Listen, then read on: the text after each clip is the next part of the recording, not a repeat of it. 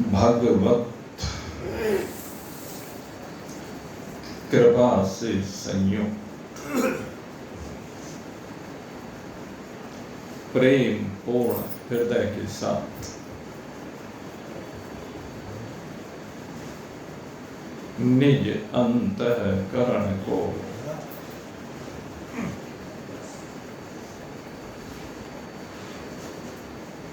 परमार्थ के पथ पर नित्य निरंतर आगे बढ़ाते जिज्ञासु वृंद,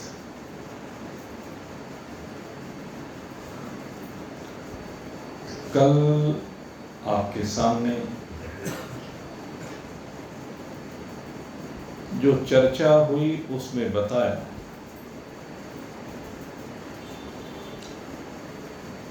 कि संस्कार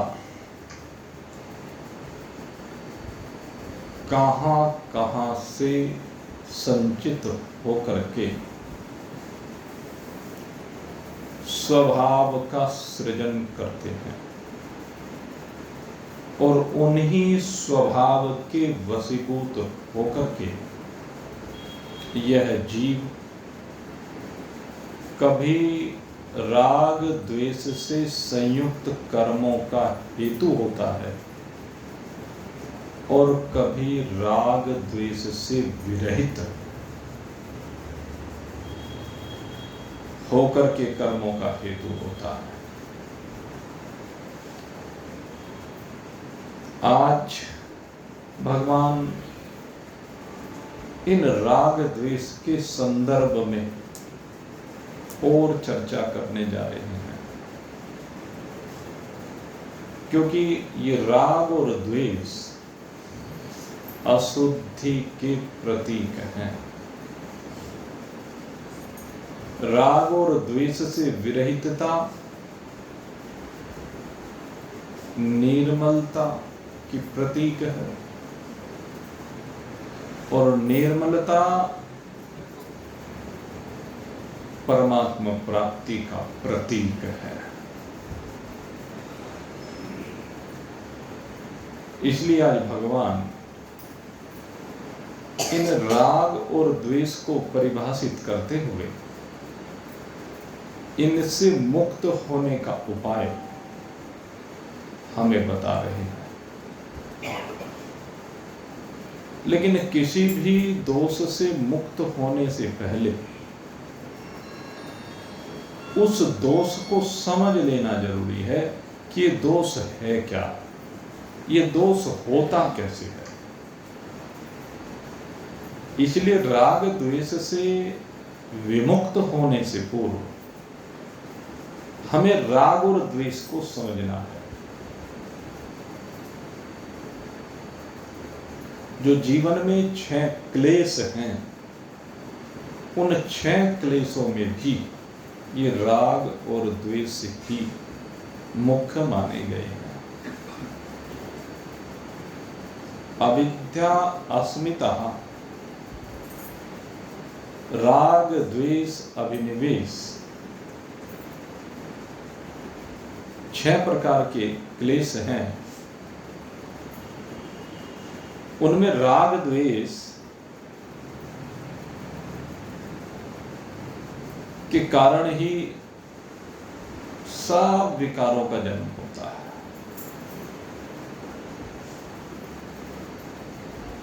तो आइए भगवान आज बता रहे हैं, इंद्रियस्यः इंद्रियार्थी राग द्वेषो व्यवस्थितो त्योर्नवसमागच्छैतो यस्यः परिपन्थिनः।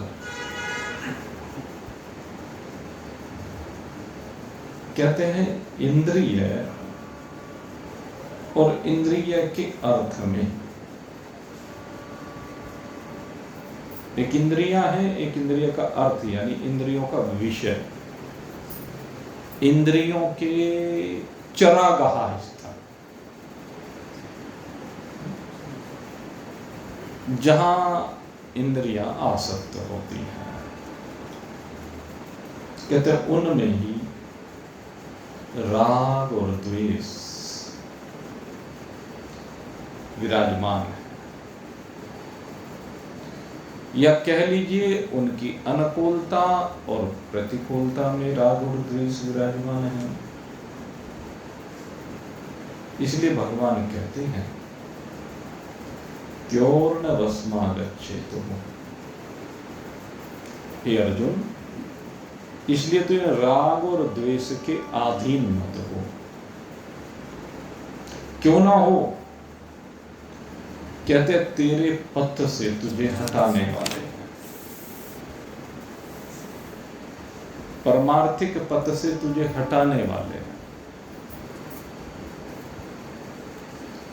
क्योंकि इंद्रिय जब विषयों में चरण करती हैं तो विषयों में चरण करने से, विषयों का भोग लगाने से कभी अनुकूलता प्राप्त होती है और कभी प्रतिकूलता प्राप्त होती है। जो इंद्रिय के ये विषय हैं, जिनसे अनुकूलता और प्रतिकूलता प्राप्त हो रही है, ये जो अनुकूलता और प्रतिकूलता का भाव है, यही राग और द्वेष। अनुकूलता मिलने पर राग है, प्रतिकूलता मिलने पर द्वेष है। 5 ज्ञानेंद्रिय, 5 कर्मेंद्रिय और अंतःकरण चतुष्ट है। ये 14 इंद्रिय कहलाती है। इंद्रिय समूह ये इन 14 का है।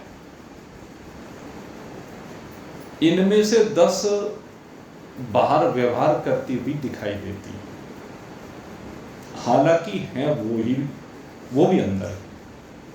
और अंतःकरण चतुष्ट तो अंदर है। तो ये अपने विषयों में जब चरती हैं, मान लीजिए कान जब शब्द विषय का चरण करते हैं, शब्द विषय में जाते हैं, कान का धर्म है शब्द की ओर आकर्षित होना, शब्द में जाना। तो अब शब्द से दोनों चीज होती है। एक तो कान जो सुनता है वो अनुकूल वचनों को सुनता है, एक प्रतिकूल वचनों को सुनता है। जब अनुकूल वचनों को कान सुनता है तो उन वचनों में राग हो जाता है, और जहां से उन वचनों का प्रवाह हो रहा है उसके प्रति राग हो जाता है, क्योंकि वो उसके मन की बात कर रहा है, वो उसकी प्रशंसा कर रहा है। दूसरे अगर कोई शब्द निंदात्मक हो, आलोचनात्मक हो, तो किसी को अच्छा नहीं लगता। लगता है किसी को? नहीं लगता।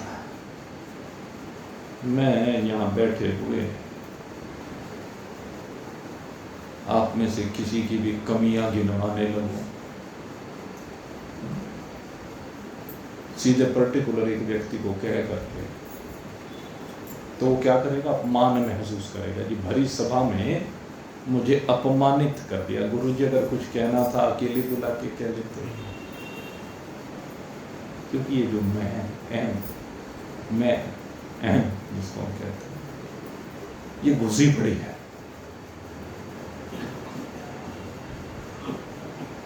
वो ये नहीं समझ रहा है कि जो गलती है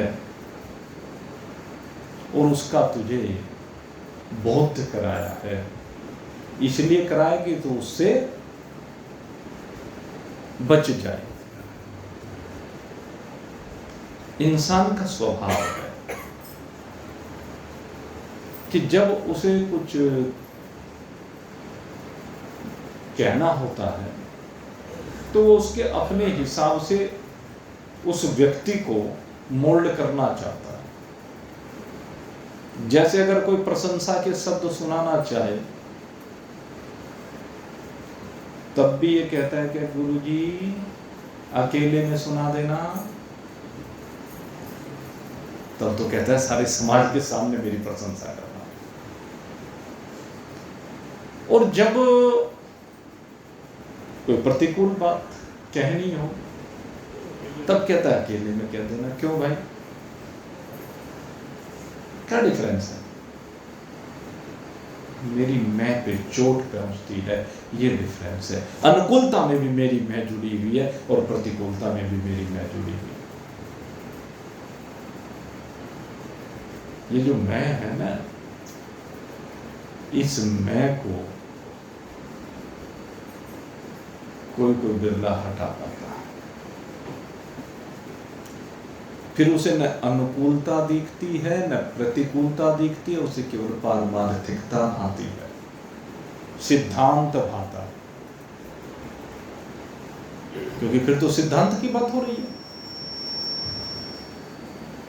राग द्वेष युक्त स्वाभाविक कर्म की बात नहीं है।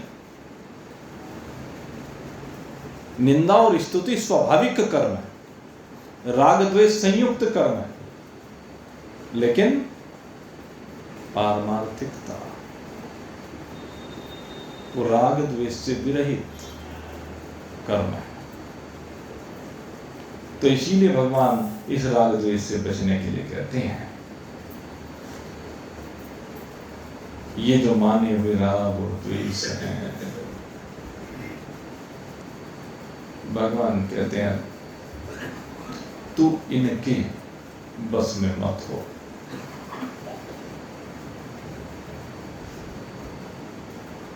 भगवान कहते हैं कि साधक जो होता है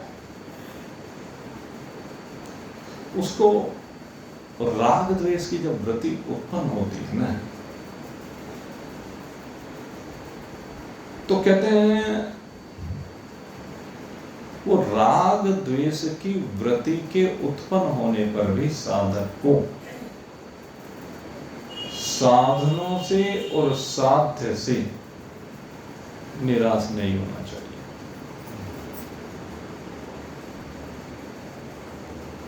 जो साधन कर रहा है राग द्वेष की निवृत्ति के लिए, अभी राग और द्वेष है और साधन प्रारंभ की,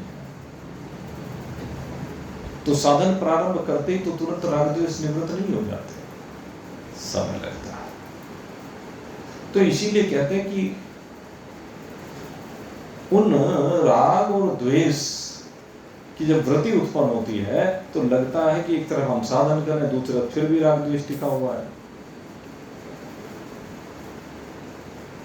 तो कहते हैं यहां निराश मत हो, अजी भगवान ने भी कोई हेल्प नहीं की। तो हम शुरुआत में ही भगवान के ऊपर भी आक्षेप करने लगे। तो कहते हैं भाई निराश मत हो, तो इस राग द्वेष की सीमा से बाहर निकलने के लिए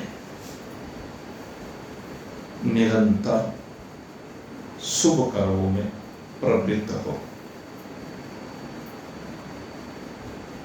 राग और द्वेष के वशीभूत होकर जो कर्म करता है उससे तो राग द्वेष बढ़ेंगे, घटेंगे थोड़े ना। और जब राग द्वेष बढ़ते हैं तो भगवान कहते हैं कि उसकी प्रकृति अशुद्ध होती जाती है, खराब होती चली जाती है। और जब प्रकृति खराब होती चली जाती है तो उन राग द्वेष के अधीन हो जाता है, प्रकृति के अधीन हो जाता है। यही है बंधन। बंधन जो होता है वो राग और द्वेष के कारण से हो रहा है। राग और द्वेष इसके अंदर अशुद्धियां ला रहे हैं, इसके अंदर कीचड़ भर रहे हैं, इसके अंदर गंदगी भर रहे हैं। राग की भी गंदगी है और द्वेष की भी गंदगी है। हम द्वेष की तो गंदगी को मान लेते हैं, लेकिन राग होना भी गंदगी है।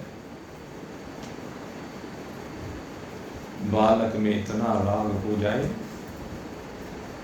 कि उसकी बुरी हरकतें भी अच्छी दिखाई देंगी। जिन हरकतों पर उसको दंडित किया जाना चाहिए, राग होने के कारण से उनकी भी प्रशंसा करने लगता है। दूसरा कहता है तो बचाव करने लगता है, 100 तरीके से। और जैसे कि आपको मालूम है घटना आती है माखन चोरी के प्रसंग में भगवान की, बड़ा सुंदर प्रसंग है वो, कि गोपियां जब माखन चोरी से परेशान हो गई तो शिकायत करने के लिए यशोदा मैया के पास आती है, और यशोदा मैया को आकर कहती कि तेरा बेटा हमारे घर में चोरी करता है। अब यशोदा मैया को तो गुस्सा आ गया, मैं खबरदार, मेरे बच्चे को चोर कहती हो, तुम्हें शर्म नहीं आती, लज्जा नहीं आती? हमारे घर में किस चीज की कमी है? क्योंकि भाई नंद राय जी तो राजा हैं उनके, जिसके घर में 9 लाख गैया हो वो नंद है, वो नंद है। और 9 लाख गैयों का मालिक और उसका बेटा चोरी करे, वो बर्दाश्त कर सकता है, सुन सकता है? तो यशोदा मैया कैसे सुन ले कि उसके बेटे ने चोरी की है?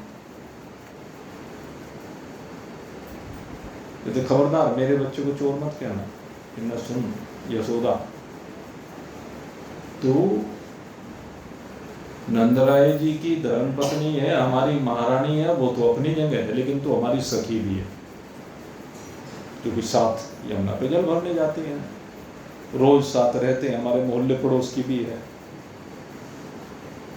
इसलिए देख जरा, आंखें बदल कर मत बात कर, आंखें तरेर कर मत बात कर। अरे हम तो हित के लिए आई है, समझा ले।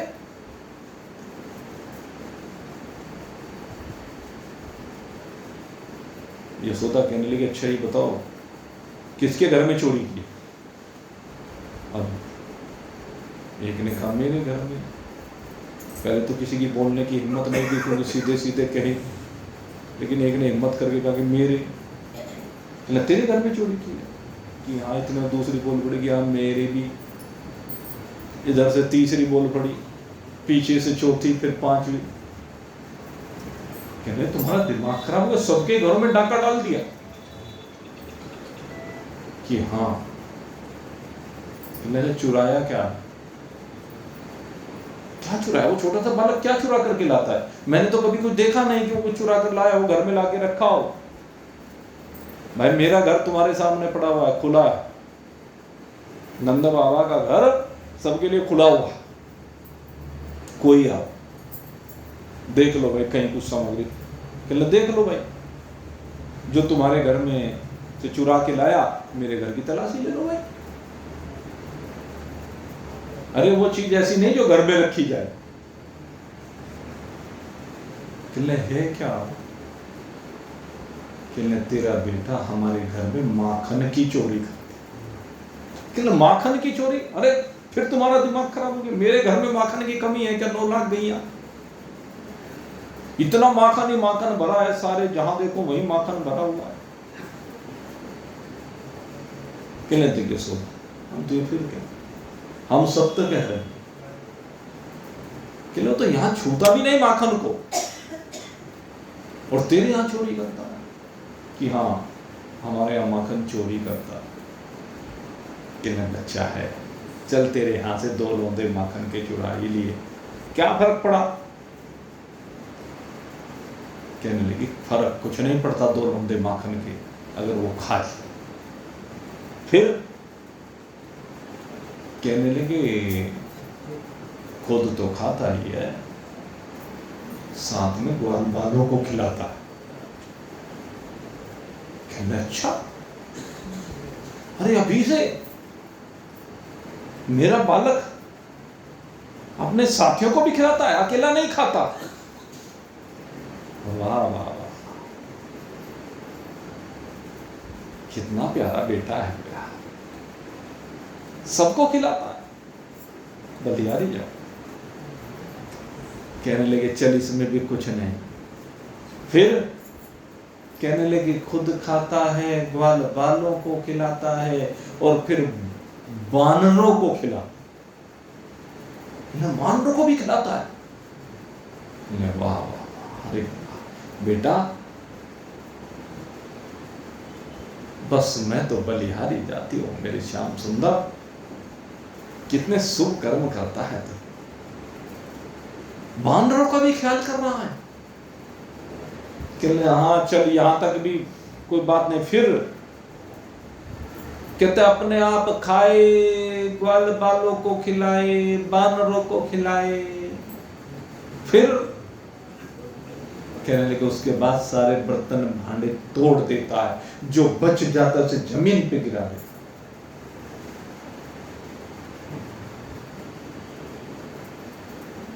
कहने लगे बस बहुत कह लिया, अब जाओ यहां से, ये बकवास में सुनो। यशोदा मैया भगवान के बारे में कुछ सुनना नहीं चाहती। अब इसे राग कहें या अनुराग कहें, अगर श्रद्धा के दृष्टिकोण से देखा जाए तो ये उनका अनुराग है, लेकिन अगर व्यवहारिकता के तौर पर देखा जाए तो समर्थन करती जाती है, जो नहीं करना चाहिए। लौकिक वो तो भगवान की लीला है, इसलिए उनकी बात हम नहीं करते, वो उदाहरण प्रसंग बस आ गया, वो अलग बात है, अन्यथा इस उदाहरण की आवश्यकता नहीं है, वो समझाने की बात है। वो तो भगवान कहते हैं कि जिस चीज में राग होगा उसमें कमियां नहीं दिखाई देती। यही तो बात है, राग होने पर कमी कहाँ दिखाई देती है, कमियों में भी खूबियां दिखाई देने रहती है। आजकल के परिवेश में खूब जेब खर्च देते हैं, कहाँ खर्च करके आया, कैसे करके खर्च करके आया। अरे आजकल के बच्चे हैं, यही उम्र है, उसे पता नहीं है तेरा बुढ़ापे का विनाश करने के लिए आया है, तेरा बुढ़ापा खराब करने के लिए आया है, तुझे लोगों की गालियां सुनाने के लिए आया है। क्योंकि आज ये ऐसे छोटे छोटे कर्म करेगा, कल आगे जाकर के पता नहीं कैसे कैसे कुकर्म करेगा, पाप कर्म करेगा। ये खुली छूट का परिणाम है। खैर, विषय क्या है कि जब राग और द्वेष इनसे संयुक्त तो होकर के कर्म होते हैं तो अशुद्धियां आ जाती हैं, कीचड़ आ जाती है, गंदगी आ जाती है। ये जीव प्रकृति के अधीन होता चला जाता है, और जब अधीनता होती तो बंधन होता है। बंधन माने गुणों के द्वारा बांध लिया जाता है। राग और द्वेष इस जीव को बांधते चले जाते हैं।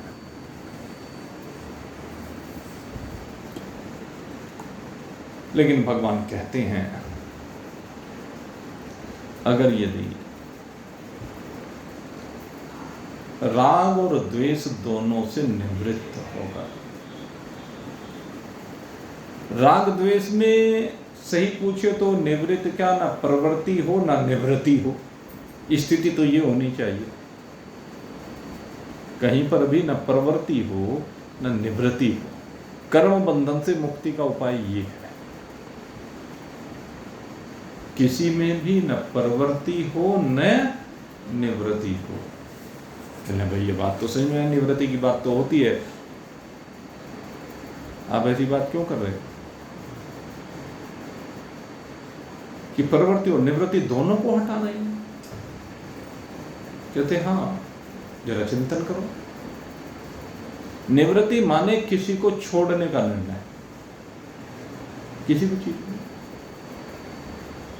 कहते जब किसी को छोड़ते हैं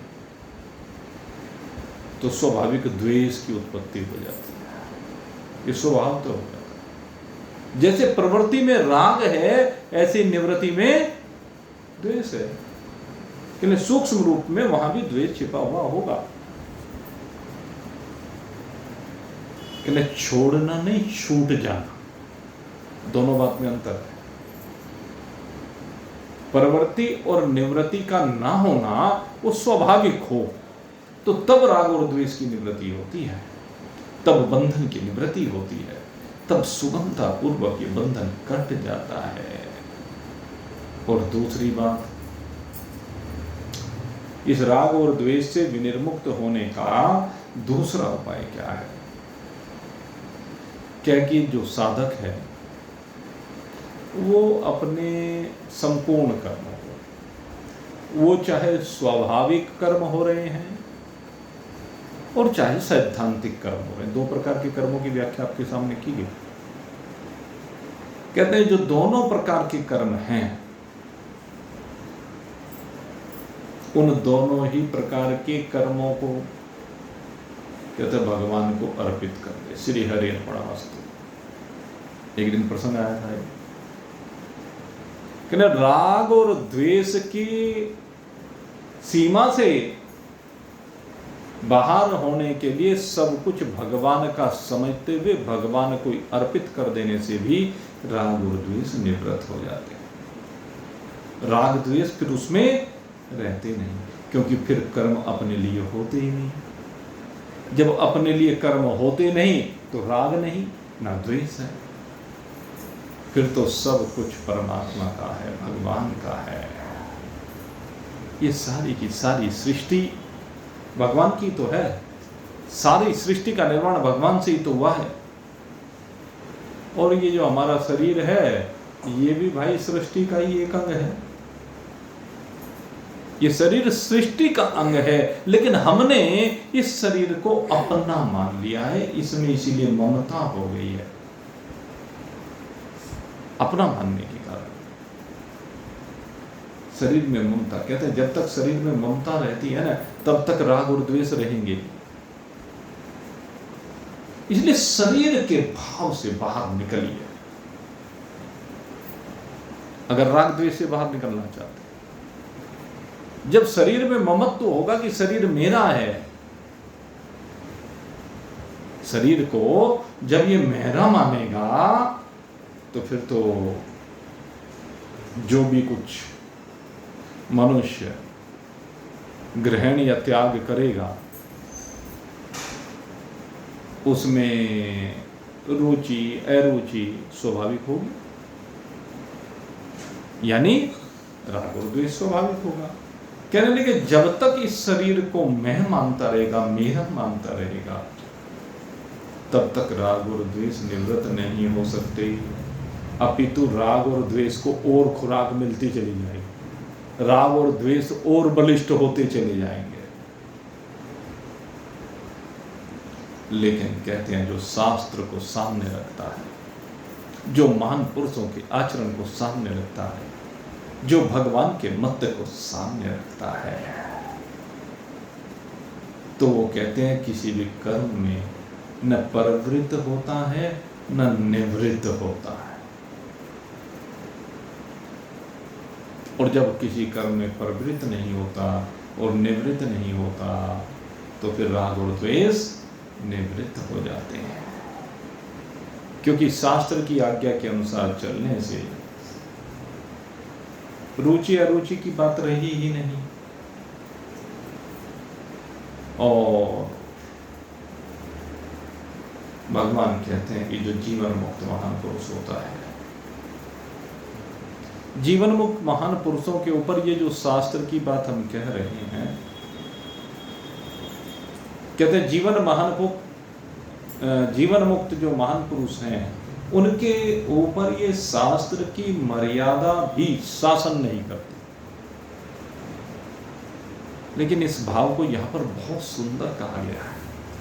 इस भाव को समझने की आवश्यकता है, जो अपने स्वरूप में विराजमान होकर के अपने आप का आनंद लेना चाहते हैं। बहुत सुंदर भाव व्यक्त किया गया है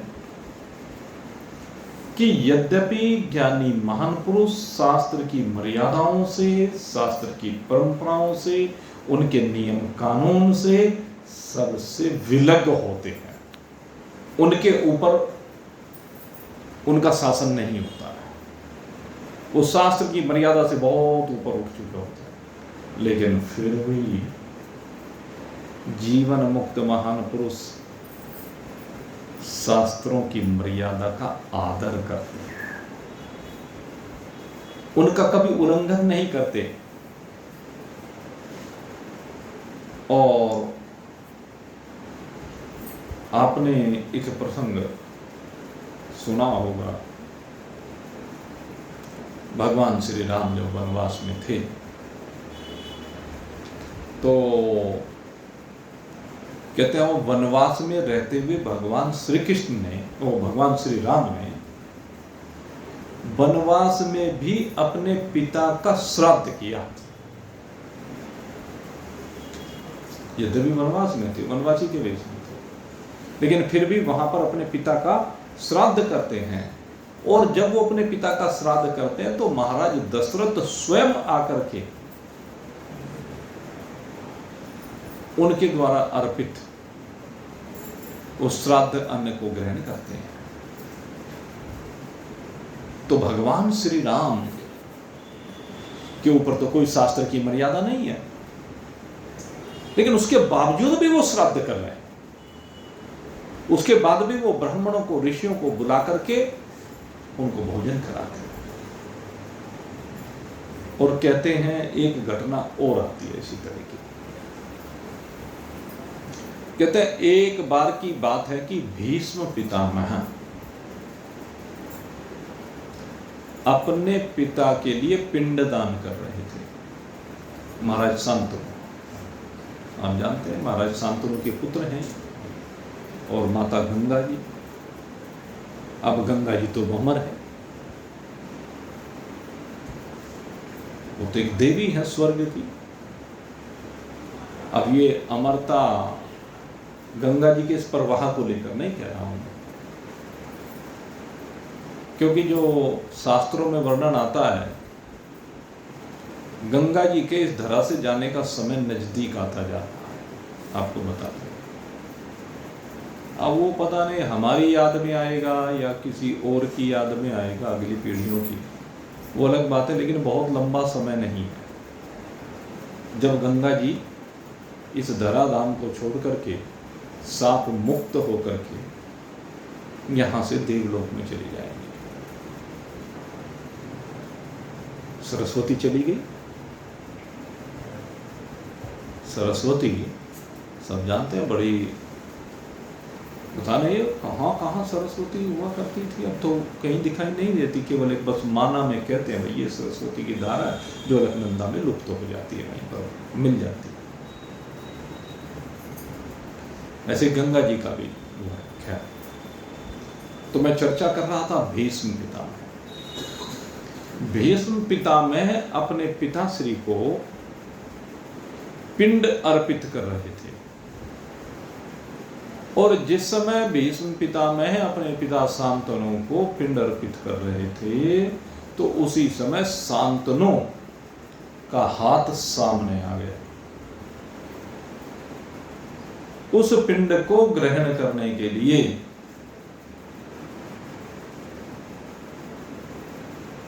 वो स्वयं महाराज शांतनु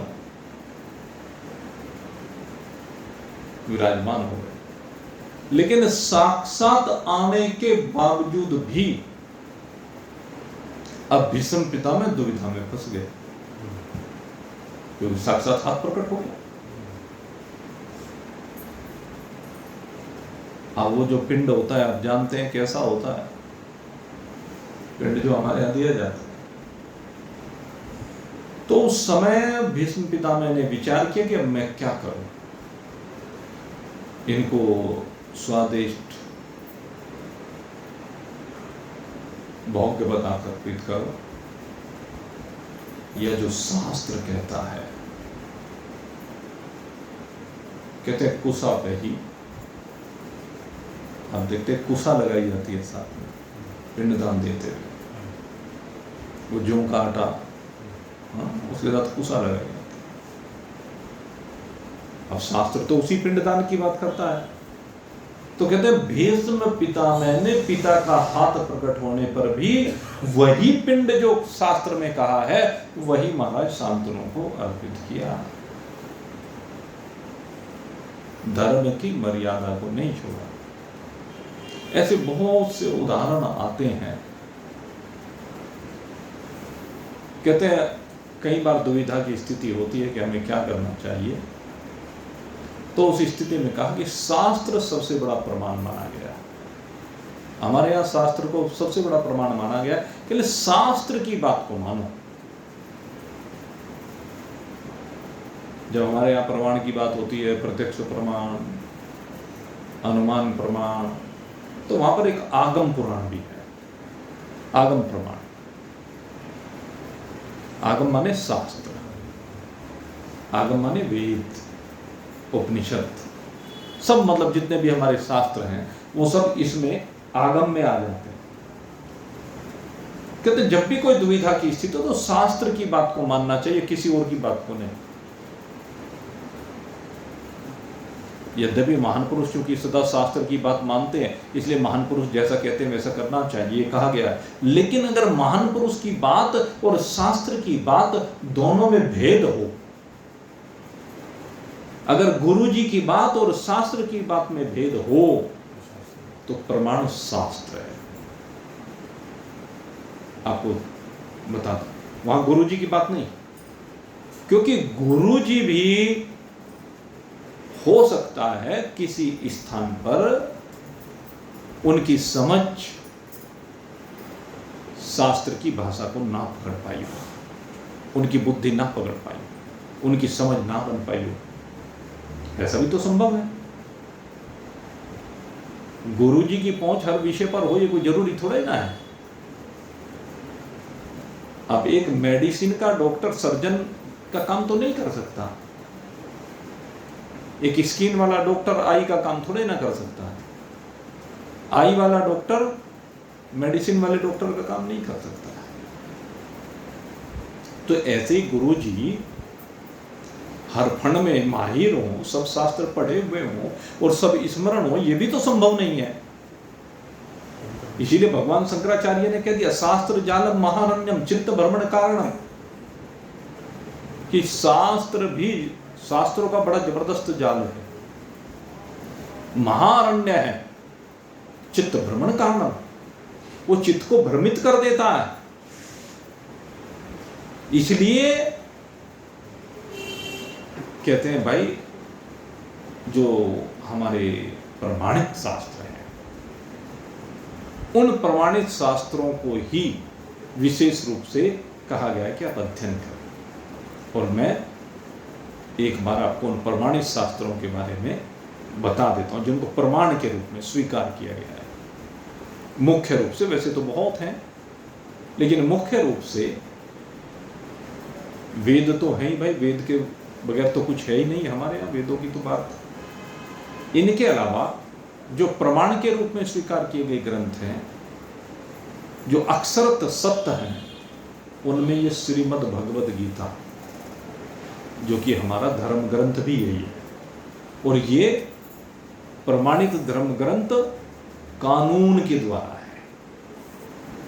ये भी आपको बता, हमारे देश का प्रमाणित धर्म ग्रंथ श्रीमद् भगवद गीता ही है। तो एक तो धर्म ग्रंथ हमारा ये है, दूसरे उपनिषद,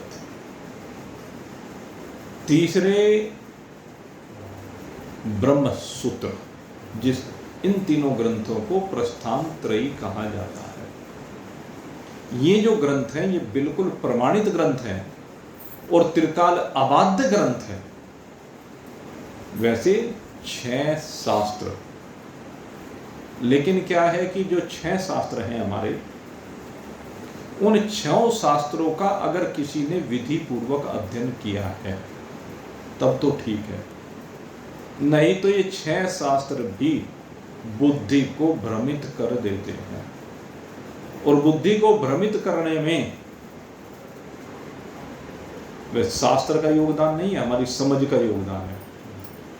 जब न्याय और वैशेषिक को हम पढ़ते हैं तो ये दोनों शास्त्र सबसे ज्यादा बुद्धि खराब करते हैं, क्योंकि इनमें इतना जबरदस्त तर्क वितर्क है, हर एंगल से चिंतन किया जाता है न्याय शास्त्र में, इसलिए सबसे क्लिष्ट होता है, बहुत क्लिष्ट न्याय और वैशेषिक। इसके बाद सांख्य और योग, इसके बाद पूर्व मीमांसा और उत्तर मीमांसा यानी ब्रह्मसूत्र वेदांत, इन 6 शास्त्रों को प्रमाण के रूप में स्वीकार किया गया है। वैसे इसके अलावा बहुत से आरण्यक ग्रंथ हैं, ब्राह्मण ग्रंथ हैं, स्मृतियां हैं। स्मृतियों में विशेष रूप से मनु स्मृति, याज्ञवल्क्य स्मृति आदि कुछ स्मृतियां हैं, पाराशर स्मृति भी है, तो वे भी बड़ी मुख्य भूमिका निभाती। तो ऐसे वैसे लेकिन मैं कहता हूँ कि विशेष रूप से इन्हीं ग्रंथों से सारा काम हो जाता है। जो हमारे प्रस्थान त्रयी है ना, ये सबसे महत्वपूर्ण ग्रंथ हैं, तो इनको प्रमाण के रूप में स्वीकार किया गया है।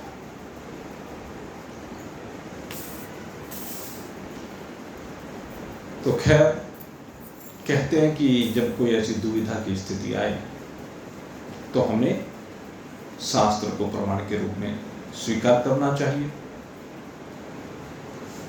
शास्त्र को महान पुरुषों ने भी प्रमाण के रूप में स्वीकार किया है। जो राग द्वेष मिटाने के इच्छुक साधक हैं, साधक, तो कहते हैं उनके लिए तो भाई शास्त्र के प्रमाण की पूरी आवश्यकता है।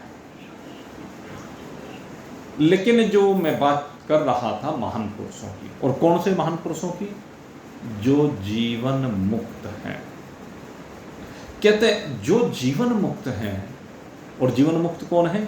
जिनके राग और द्वेष निवृत्त हो चुके हैं, अब जिनके अंदर राग और द्वेष बिल्कुल रह नहीं गए हैं, जिनका अंतःकरण बिल्कुल शुद्ध है, निर्मल है, पवित्र है।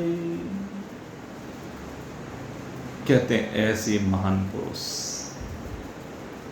कहते हैं उनका तो आचरण ही वेद है।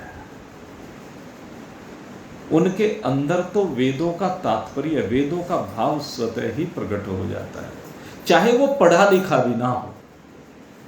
जो जीवन मुक्त मान पुरुष, तो कहते पढ़ लिख भले ही ना रहा हो, विद्वान भले ही ना हो, लेकिन कहते हैं उसके अंतःकरण में जो भी कुछ बात आती है वो शास्त्र के अनुकूल ही आती है।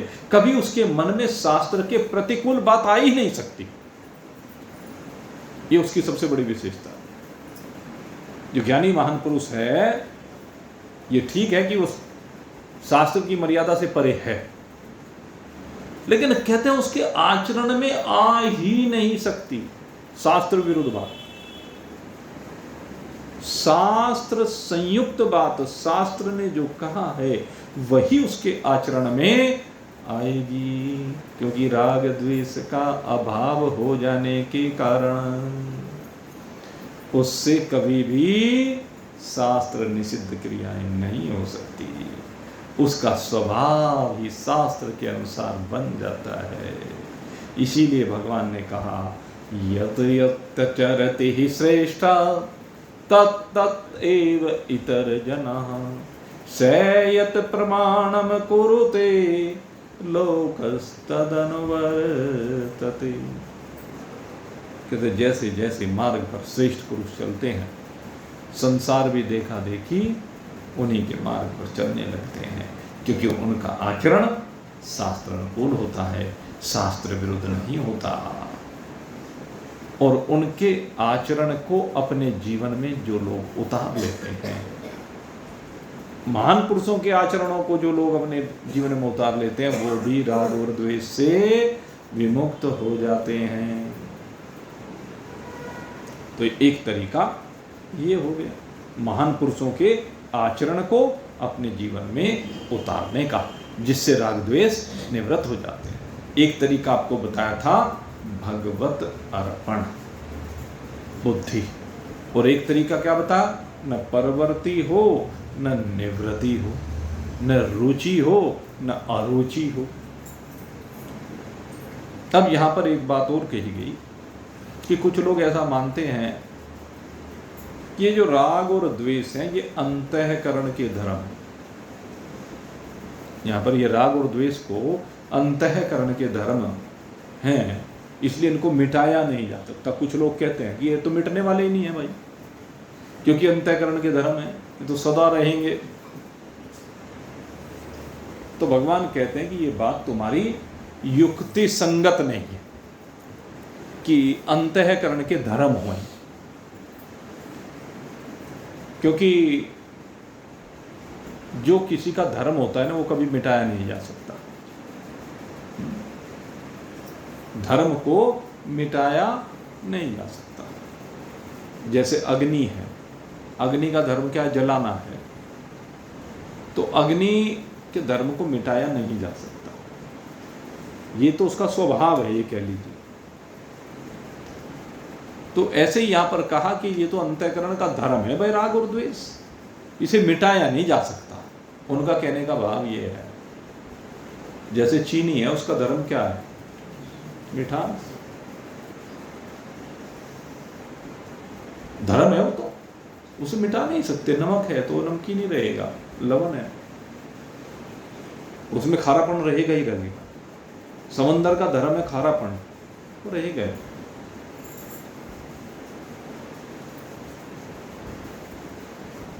इसी प्रकार से संसार के जितने भी पदार्थ हैं, गन्ने का धर्म है तो मिठास है, आम का जो रस है उसका धर्म है वो रस, आम की जो मिठास है, खटास है। दो तीन तरह के आम आते हैं, कोई मीठे, कोई खट्टे, कोई रले मिले से, कि तो वो उनका धर्म है जिसे मिटाया नहीं जा सकता। तो इस तरह कहते हैं कि अंतःकरण का धर्म है, इसलिए कहते हैं इसे मिटाया नहीं जा सकता। तो वैद कहते हैं ये अंतःकरण का धर्म नहीं, अपितु अंतःकरण के मेहमान है। राग और द्वेष क्या है? मेहमान है। और मेहमान का काम क्या होता है? आगमा पायनो अनित्य। मेहमान का धर्म तो ये है, मेहमान आएगा तो उसकी खातिर तवज्जो होगी और उसके बाद उसे विदा कर दिया जाएगा। तो इसी तरह से अंतःकरण में राग और द्वेष आते हैं, परिस्थितियों के कारण से आते हैं। सदा राग द्वेष थोड़ा ही ना रहता है अंतःकरण में, हर समय राग द्वेष नहीं होता। जैसे आपको बताया, आप यात्रा कर रहे हैं, रास्ते में न जाने कितने दृश्य दिखाई देते हैं, उनमें कोई राग और द्वेष नहीं होता। होता है किसी को? नहीं होता। तो अगर यदि धर्म होता अंतःकरण का, तो उन सबके प्रति राग और द्वेष होता चला जाता।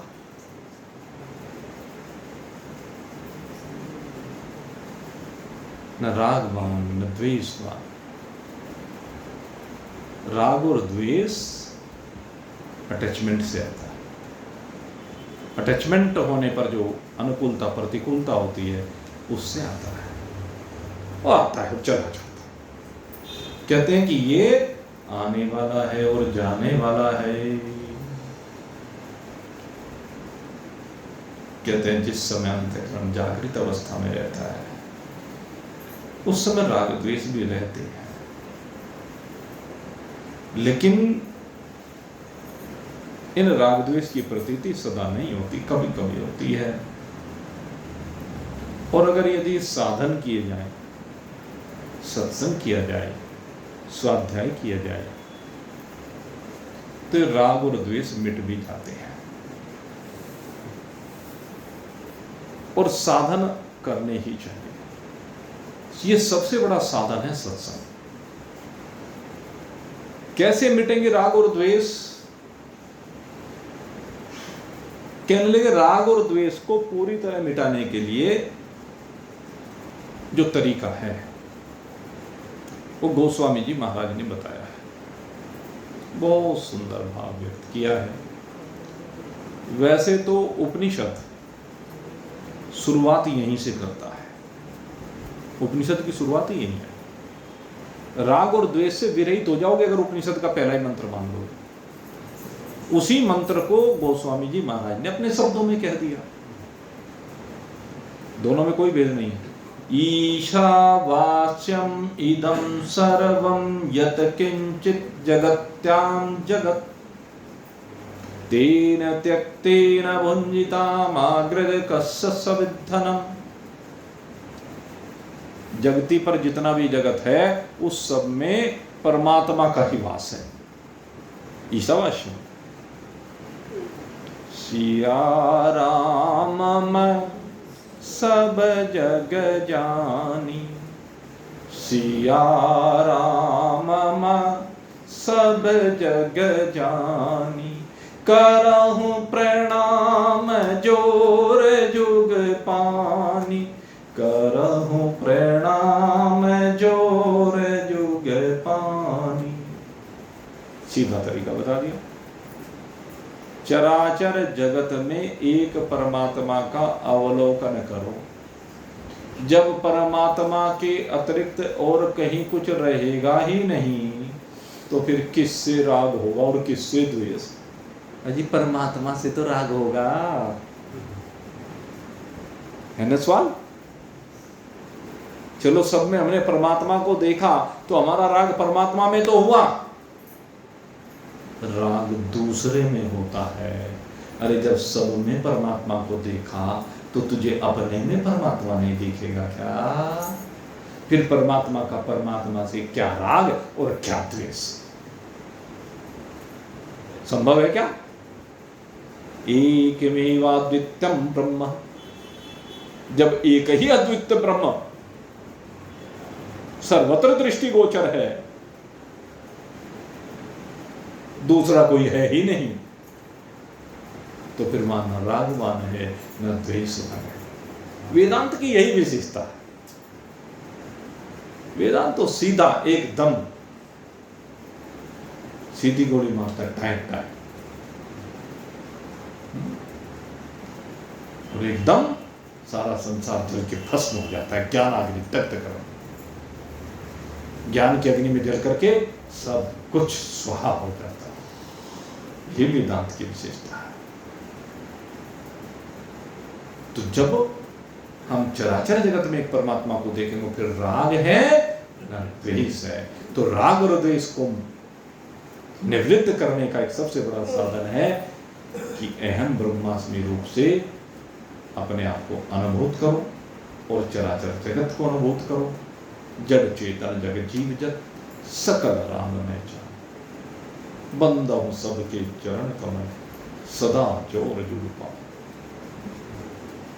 सदा वो भक्ति भाव में कहा गया है, लेकिन बात एक ही है। भक्ति को वेदांत में ले जाइए तो चराचर जगत में एक परमात्मा के अतिरिक्त न जड़ न चैतन्य रूप से कुछ दूसरा है ही नहीं। तो इस बात को समझिए और राग द्वेष से विमुक्त हो जाइए। इन्हीं शुभ भावों के साथ आज का सत्संग यहीं पर विश्राम को प्राप्त हो रहा है।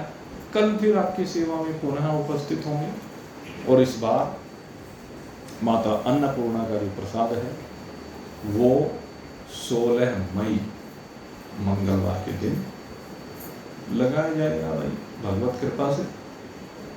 और ये सच्चिदानंद भगवान की